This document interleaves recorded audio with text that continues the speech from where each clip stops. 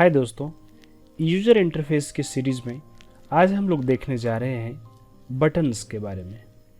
दोस्तों, इस ट्यूटोरियल में हम देखेंगे कि बटन कैसे क्रिएट कर सकते हैं, बटन के स्टेट्स क्या क्या होते हैं, उसके स्प्राइट्स को हम कैसे चेंज कर सकते हैं, उसमें कैसे एनिमेशन अप्लाई कर सकते हैं, उससे कैसे हम मेथड कॉल वगैरह ले सकते हैं। दोस्तों, बटन क्रिएट करने के लिए आपको क्या करना है, गेम ऑब्जेक्ट में जाना है और यहाँ पे आप यूआई में जब आएंगे तो आप देखेंगे यहाँ पे बहुत सारे ऑप्शंस के अलावे बटन का ऑप्शन है। आप चाहें तो यहाँ पे राइट क्लिक कर सकते हैं अपने हायरार्की में और यूआई में आने के बाद उसी तरह से आप बटन भी क्रिएट कर सकते हैं। दोस्तों, जब आप बटन क्रिएट करेंगे तो आप देखेंगे कि बटन के साथ साथ कुछ और एलिमेंट्स हैं, यहाँ पे कुछ और गेम ऑब्जेक्ट्स हैं जो आपके साथ यहाँ पे क्रिएट हो जाते हैं। जैसे कि यहाँ पे मेन कैमरा और डायरेक्शनल लाइट तो डिफ़ॉल्ट रहता है सीन में। यहाँ पे अगला एलिमेंट जो क्रिएट हुआ है वो है कैनवस, उसके बाद हमारा बटन और एक यहाँ पे इवेंट सिस्टम क्रिएट हो गया है। दोस्तों, ये कैनवस जो है वो रूट एलिमेंट होता है। रूट कहने का मतलब है कोई भी यूआई एलिमेंट जो होगा वो कैनवस के अंदर होगा। ऐसा क्यों होता है?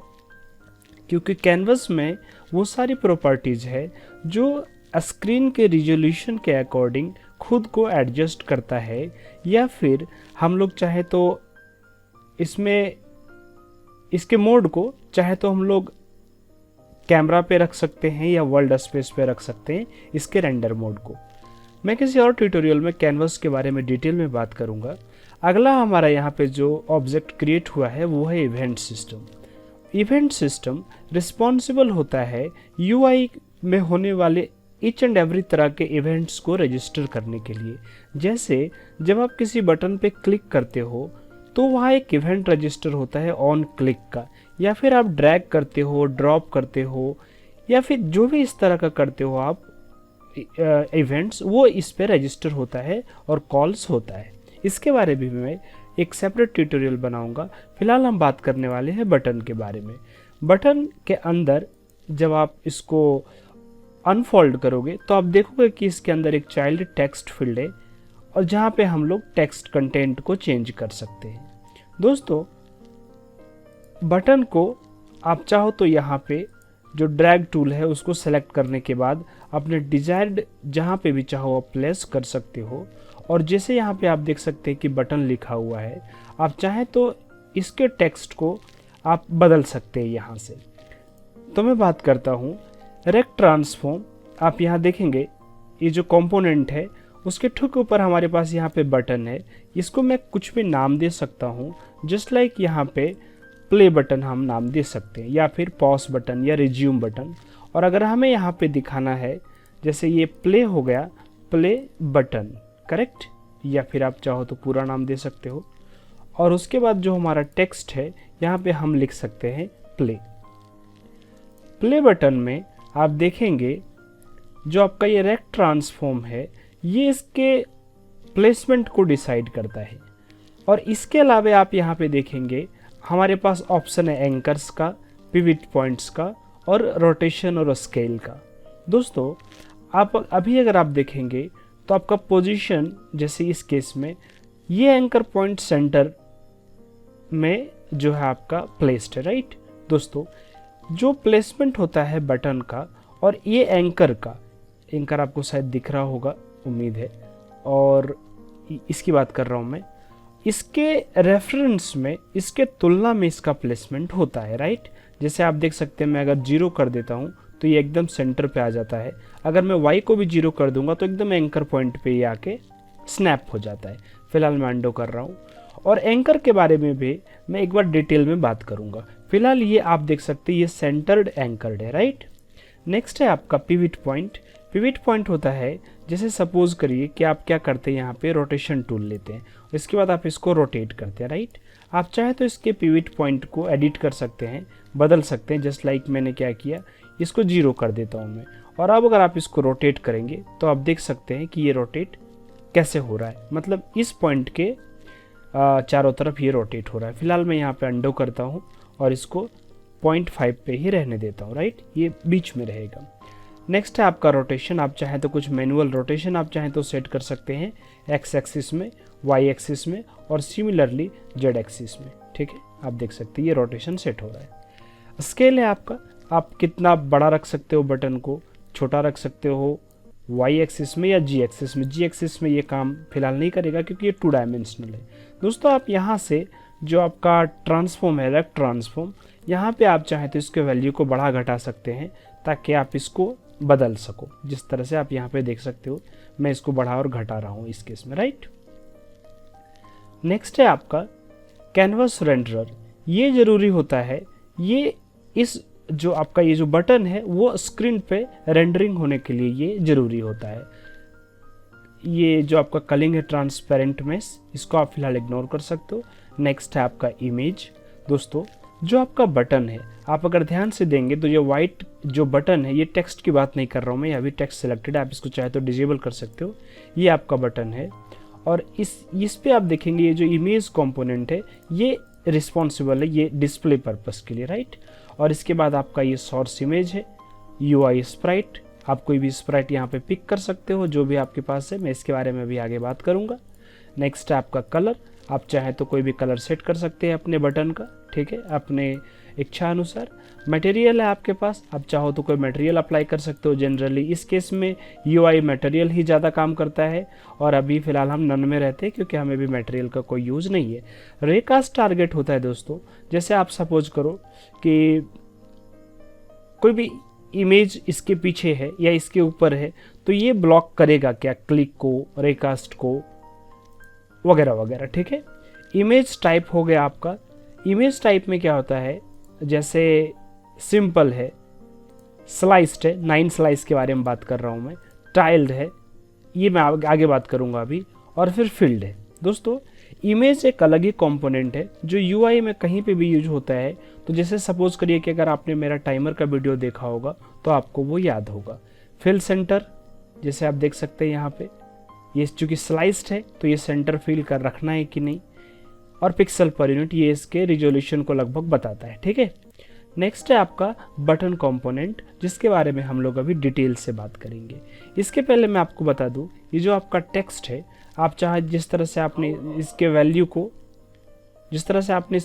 चेंज किया था, आप चाहे तो इसके फॉन्ट को बदल सकते हैं, आप चाहे तो इसको फॉर्मेट कर सकते हैं, जैसे इसमें बोल्ड कर सकते हो, इटैलिक कर सकते हो, या बोल्ड एंड इटैलिक कर सकते हो आप। लाइन स्पेसिंग, जब मल्टीपल लाइन होगा तो आप उसको बढ़ा सकते हो। फॉन्ट साइज आप बड़ा और छोटा कर सकते हो। पैराग्राफ का अलाइनमेंट है यहाँ पे, लेफ्ट अलाइनमेंट, मिडिल अलाइनमेंट या फिर राइट। उसी तरह से आप टॉप डाउन प्लेसमेंट को भी देख सकते हो। अलाइन बाय जियोमेट्री, ये आपका ऑप्शन है। ओवरफ्लो, जब इसमें टेक्स्ट ज़्यादा हो जाएगा तो वो रैप करना है कि ओवरफ्लो करना है। वर्टिकल ओवरफ्लो की बात करूँ मैं तो सेम ऑप्शन यहाँ पे भी होगा, ट्रंकेट करना है या फिर ओवरफ्लो करना है। बेस्ट फिट क्या होता है दोस्तों, इसको जितना जगह मिल रहा है उसमें आप फिट हो जाओ, ठीक है। ऐसा आप इसके ऑप्शन को कम या ज़्यादा कर सकते हो। कलर सिमिलरली टेक्स्ट की तरह है, सिमिलरली ये इमेज की तरह है, आप इसके कलर को चेंज कर सकते हो, बदल सकते हो, आप जैसा चाहो यहाँ पे रख सकते हो, right. Material similar to that and then recast target, again वही चीज़, ठीक है। मैं बात करूँगा आगे बटन के बारे में, और आप देख सकते हैं ये जो हमारा बटन है वो यहाँ पे बटन कंपोनेंट से इसमें बटन की प्रॉपर्टीज सारी आई हुई है। अगर आप इसको हटा दोगे, रिमूव कर दोगे तो ये बटन की तरह आप काम नहीं करेगा। मैं फिलहाल अंडो करता हूँ और इसको यहाँ पे डिटेल से देखते हैं हम लोग, ठीक है दोस्तों। अगर सपोज करिए कि अभी आप यहाँ पे कोई भी फंक्शन करवाना चाहते हैं इस बटन को क्लिक करने के बाद, जैसे कि मैं अभी यहाँ पे क्लिक कर रहा हूँ तो ये कुछ भी नहीं हो रहा, राइट। हम क्या कर सकते हैं, ये बटन में आप नीचे देखेंगे एक यहाँ पे प्लेस है ऑन क्लिक का, जो भी आप इवेंट चाहो यहाँ पे आप रजिस्टर कर सकते हो। जैसे इस क्लिक में मैंने ऑन क्लिक किया और इसके बाद आप यहाँ पे चाहो तो 3 ऑप्शन यहाँ पे आपके पास आ रहे हैं। ऑफ आप कर देंगे तो क्लिक काम नहीं करेगा। एडिटर एंड रन टाइम पे करेंगे तो ये एडिटर में भी फंक्शन कॉल होगा और रन टाइम पे भी, और रन टाइम ओनली में जब आप गेम प्ले करेंगे तभी ये चीज़ कॉल होगा, राइट। तो क्या होता है, जब भी आप एक स्क्रिप्ट लिखेंगे तो यहाँ पे ड्रैग करेंगे तो उसके मेथड को हम कॉल कर सकते हैं। फिलहाल सपोज करिए कि मैं यहाँ पे क्या करता हूँ, एक क्यूब क्रिएट करता हूँ, ठीक है, और क्यूब के ट्रांसफॉर्म को रीसेट करता हूँ। आप देख सकते हैं यहाँ पे क्यूब क्रिएट हो चुका है और ये जो हमारा बटन है, सपोज करिए कि हम क्या करते हैं, इस क्यूब को यहाँ पे प्लेस करते हैं, आप देख सकते हो। और इसके बाद इस क्यूब पे जो भी चीज़ें हैं, जैसे इस केस में ट्रांसफॉर्म है, क्यूब मेश फिल्टर है, मेश रेंडरर है, बॉक्स कोलाइडर है, और इसके अलावा ये क्यूब जो है खुद एक गेम ऑब्जेक्ट भी है। तो हम क्या कर सकते हैं, इस क्यूब में आप देख सकते हैं game object, transform, mesh filter, mesh renderer, box collider, जो भी चाहे हम यहाँ पे यूज कर सकते हैं। जैसे इस केस में मैं क्या करता हूँ, गेम ऑब्जेक्ट डॉट, इसको जो है ये जो एक्टिव है, मतलब गेम में यहाँ पे सीन में जो एक्टिव है, इसको मैं डिजेबल करता हूँ। तो यहाँ पे आप देख सकते हैं एक बुलियन का ऑप्शन आ गया है, ये जो है खुद से क्या हो जाएगा, डिजेबल हो जाएगा जैसे हम इसको क्लिक करेंगे। यही यहाँ पे इनेबल रहता तो ये नहीं होता, जैसे इस केस में ये डिजेबल हो गया। अगर मैं इसको टिक कर दूंगा तो ये इसका मतलब कह रहा है क्यूब गेम ऑब्जेक्ट का सेट एक्टिव को ट्रू करना है, तो इस केस में ये रीएक्टिवेट हो जाएगा। ठीक है दोस्तों, फिलहाल हम बात करेंगे। तो दोस्तों मैं क्या बोलता हूँ कि आप इसके जितनी भी सारी प्रॉपर्टीज है आप एक्सपेरिमेंट करिए और खुद से देखिए आप क्या क्या कर सकते हैं। जैसे एक और मैं दिखाता हूँ, ट्रांसफॉर्म स्ट्रिंग नेम, इसका नेम हम चेंज कर सकते हैं। यहाँ पे क्यूब लिखा हुआ है, हम क्या कर सकते हैं, टेस्ट ऑब्जेक्ट, हमने यहाँ पे क्या किया, टेस्ट ऑब्जेक्ट डाल दिया। अब अगर मैं इसको प्ले करूँगा तो आप देखेंगे कि ये जो आपका क्यूब है वो यहाँ पे टेस्ट ऑब्जेक्ट बन जाता है। ठीक है, एनीवे नेक्स्ट मैं आगे बात करने वाला हूँ कि हम कस्टम फंक्शन को कैसे कॉल करते हैं। जैसे मैं क्या करता हूँ, यहाँ पे एक स्क्रिप्ट क्रिएट करता हूँ, ये हो जाएगा हमारा टेस्ट स्क्रिप्ट। ठीक है, और ये जो टेस्ट स्क्रिप्ट है इसको मैं क्या करता हूँ, इस क्यूब पे ड्रैग करता हूँ। ठीक है, और इस क्यूब पे ड्रैग करने के बाद ये क्यूब में अटैच हो जाएगा स्क्रिप्ट। मैं डबल क्लिक करके इसको ओपन करता हूँ, रीलोड, इग्नोर दैट वन। और इसके बाद इस क्यूब में मैं एक रिजिड बॉडी भी ऐड करता हूँ। फिलहाल आप देखेंगे, मैं इसको मूव अप करता हूँ, इस रिजिड बॉडी में यूज ग्रेविटी को मैं अनटिक करता हूँ क्योंकि ये काम हम स्क्रिप्ट से करने वाले हैं। दोस्तों जो भी मेथड है या फंक्शन है, कोई भी फंक्शन या मेथड हम एक्सटर्नल बटन से, यूआई बटन से तभी कॉल कर सकते हैं जब वो पब्लिक हो, उसका एक्सेस मॉडिफायर पब्लिक हो। दूसरा, उसका रिटर्न टाइप वॉइड ही हो, उसमें कुछ रिटर्न टाइप नहीं होना चाहिए। और उसका हम कुछ भी एक नाम दे सकते हैं, जैसे इनेबल ग्रेविटी। ठीक है, ये हमने नाम दिया। और यहाँ पे हम क्या करेंगे, हाँ कुछ पैरामीटर हम यहाँ पे पास कर सकते हैं। मैं आपको एक एग्जांपल उसका भी दिखाऊंगा। तो हम क्या करते हैं, यहाँ पे debug.log करवाते हैं एक मैसेज कि gravity should be enabled. Okay, और आप क्या देखेंगे, जैसे ये जो आपका क्यूब है इस पे ये स्क्रिप्ट अटैच्ड है, और ये जो आपका प्ले बटन है, एनीवे ये आप कुछ भी नाम दे सकते हो, इस पे आपने क्यूब ड्रैग किया जो कि फिलहाल यहाँ पे ऑलरेडी ड्रैग्ड है। और इसके बाद आप देखेंगे कि अदर कंपोनेंट्स की तरह जो हमने भी टेस्ट स्क्रिप्ट यहाँ पे अटैच किया वो हमारा यहाँ पे आ चुका है। और ये इनेबल ग्रेविटी जो हमने वहाँ पे मेथड लिखा था वो यहाँ पे दिख रहा है, राइट, इनेबल ग्रेविटी का। अगर मैं इसको प्ले करूँगा अभी तो आप देखेंगे कि कंसोल में जो हमारा डीबग मैसेज है, हमारा डीबग मैसेज है ग्रेविटी शुड बी इनेबल्ड। ठीक है, अगर आपको नहीं दिख रहा है तो मैं थोड़ा जूम कर देता हूँ, इसको जूम इन कर देता हूँ।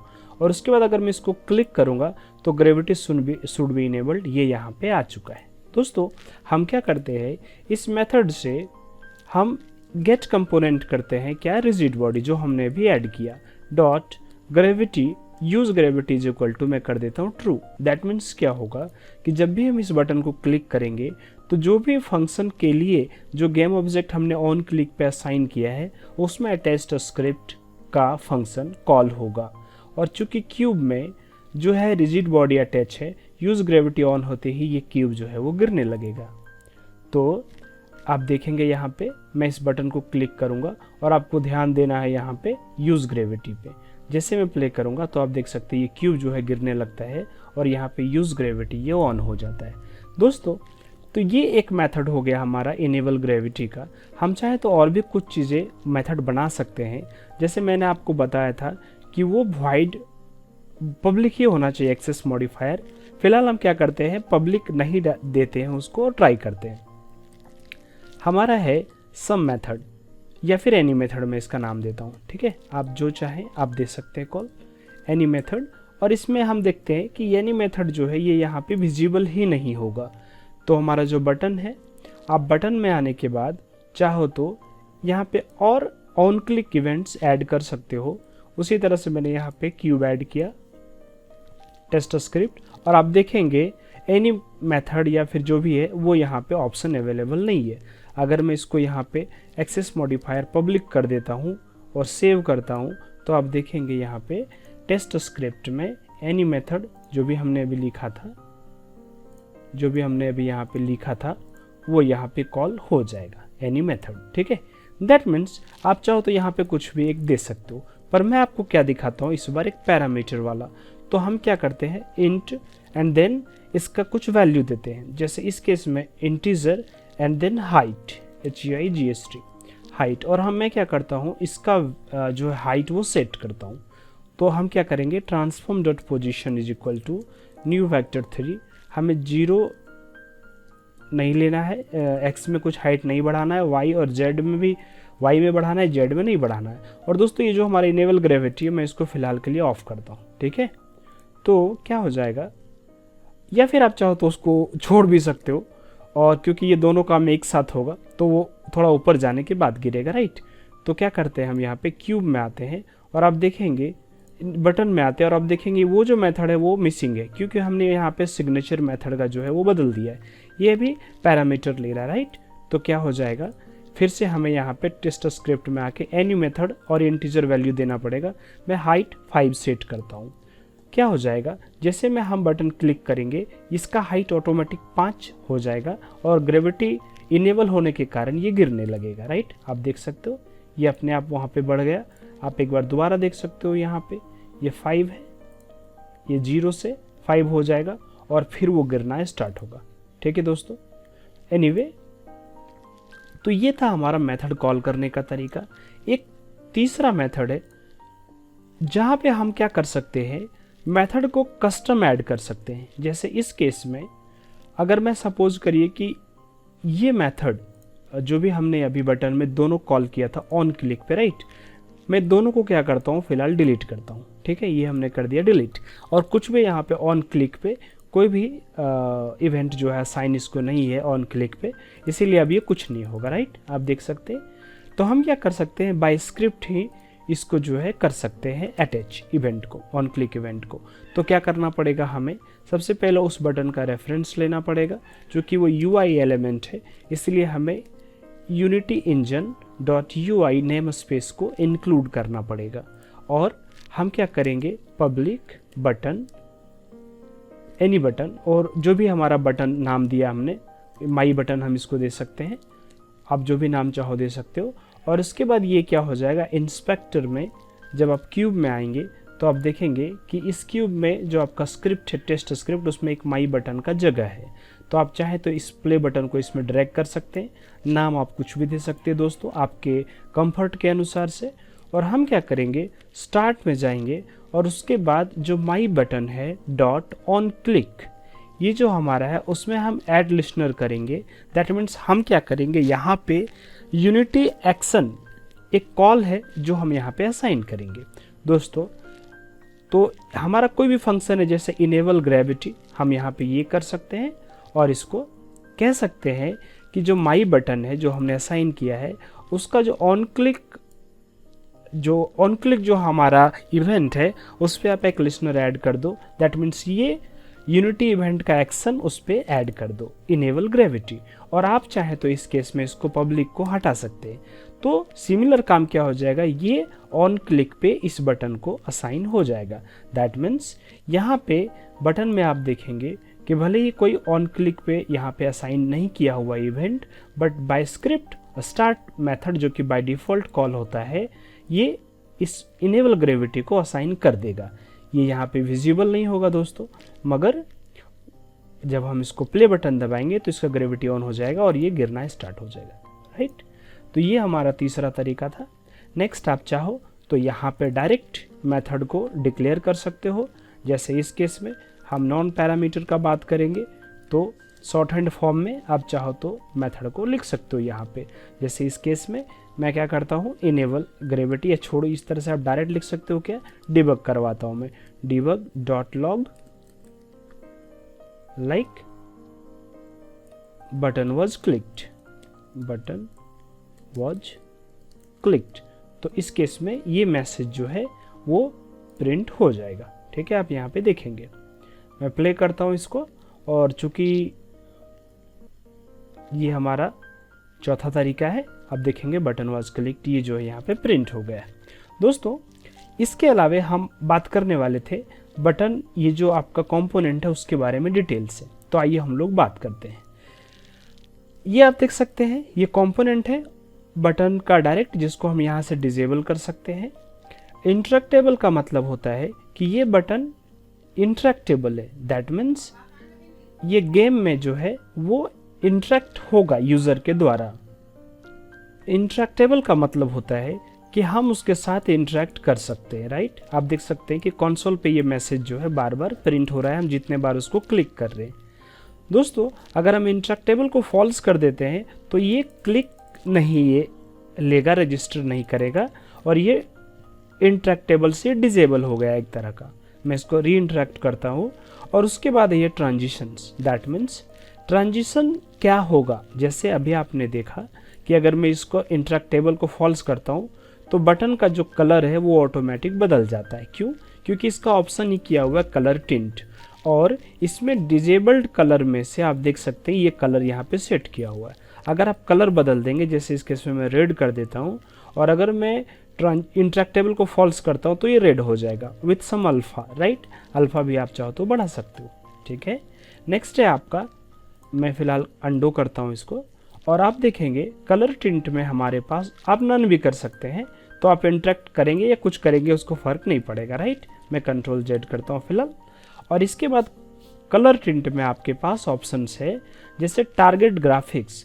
तो ये जो आपका इमेज कंपोनेंट है दोस्तों, ये जो प्ले बटन पे ये जो इमेज कंपोनेंट है ये इसको टारगेट कर रहा है, राइट।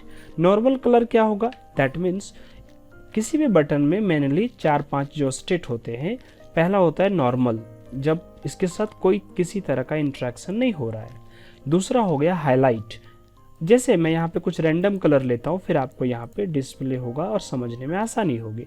जैसे इस केस में आप देखेंगे नॉर्मल कलर, मैं थोड़ा सा इसको रेडिश पे कर देता हूँ, उसके बाद आपका है ये इस कलर पे ओवरराइट हो रहा है, राइट। तो आप चाहे तो इमेज को वाइट कर सकते हैं। प्रेस्ड कलर को मैं कर देता हूँ थोड़ा ब्लैक, और उसके बाद आपका है सेलेक्टेड कलर, जिसमें मैं कर देता हूँ इसको ब्लू, और ये आपके 5 कलर यहाँ पे रेडी हो गए। आप देखेंगे कि नॉर्मल कलर जो है हमारा वो रेडिश टाइप का है। मैं जब माउस को उस पर लेके जाऊंगा तो ये जो है वो हाईलाइट होगा, आप देख सकते हैं, और ये हाईलाइट हो रहा है तो ये हाईलाइट कलर को पिक कर रहा है। जब मैं इसको प्रेस करूंगा तो देखेंगे आप प्रेस्ड कलर को ये ले रहा है, और उसके बाद आपका सेलेक्टेड कलर, दैट मीन्स ये बटन अभी सेलेक्टेड है। और इसी तरह से अगर मैं इसको इंटरेक्टेबल फॉल्स करता हूँ तो ये डिजेबल्ड कलर में दोबारा आ जाता है, राइट। कलर मल्टीप्लायर है कि आप कलर को किस तरह से कितना हाईलाइट करना चाहते हो, ये इसी तरह से काम करता है जैसे कलर का थोड़ा ओपेसिटी को बढ़ा दे, लाइक दैट, है ना। तो ये हो गया आपका, और उसके बाद ये आपको लग रहा होगा कि टेक्स्ट इसमें जा रहा है, मतलब कहाँ गायब हो रहा है, एक्चुअली टेक्स्ट का कलर भी वैसा ही है तो वो पता नहीं चल रहा है, राइट। नेक्स्ट है आपका दोस्तों फेड ड्यूरेशन, जैसे स्लो फेड करना है आपको, तो मैं क्या करता हूँ इस केस में, जैसे आप देखेंगे बहुत स्लोली फेड हुआ। अगर आप ड्यूरेशन बढ़ा देंगे तो वो बहुत धीरे धीरे फेड होगा, राइट। नेक्स्ट है आपका, मैं फिलहाल अंडो करता हूँ इसको, और उसके बाद आप देखेंगे आपके पास है नेविगेशन, जो कि automatic most of the case में सही काम करता है। और विजुअलाइज जब आप करेंगे तो ये किसके साथ लिंक है, जो कि यहाँ पे बहुत कम एलिमेंट्स है अभी, इसलिए थोड़ा ऐसा दिख रहा है। तो फिलहाल मैं इसको ऑफ करता हूँ, ठीक है। और ऑन क्लिक आपको मैं समझा चुका हूँ दोस्तों। नेक्स्ट है आपके पास ऑप्शन यहाँ पे ट्रांजिशन में स्प्राइट स्वैप। आप क्या कर सकते हो, अलग अलग यहाँ पे स्प्राइट दे सकते हैं और आप इसको यूज कर सकते हैं। मैं क्विकली आपको ये चीज़ दिखाना चाहूँगा। इसके लिए मैं ओपन गेम आर्ट को ओपन करता हूँ, और आप भी चाहे तो गूगल में ओपन गेम आर्ट ओपन कर सकते हैं। उसके बाद में यहाँ पे ओपन गेम आर्ट में मैं सर्च करूँगा बटन, तो हमें यहाँ से कुछ ग्राफिक मिल जाएंगे।